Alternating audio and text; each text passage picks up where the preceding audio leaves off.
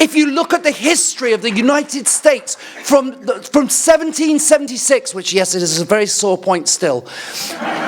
If you look at it from 1776, you see that this country has moved forward so quickly.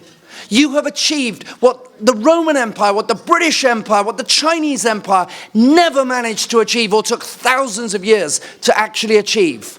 You should be proud of being Americans. You are a wonderful people. When my great-grandfather first came to this country in 1895, he wrote to his brother Jack, and he said what an amazing people these Americans are. What an amazing country they have.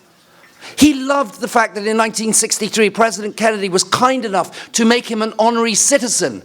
I love this country just as my great-grandfather did.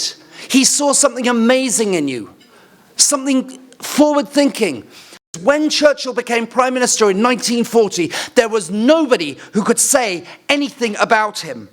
Nobody could claim that he had ignored the rise of Adolf Hitler. Nobody could claim that he was pro the Treaty of Versailles. He was one of the most outspoken people against the Treaty of Versailles. Nobody could say that he ignored the fact that Hitler was actually rearming. Nobody could say that he ignored what was going on at all. And only they could say Winston Churchill was the man who warned us, and we should have listened. At one point in his life, he looked back and he really felt that he had not done anything to contribute to the war effort.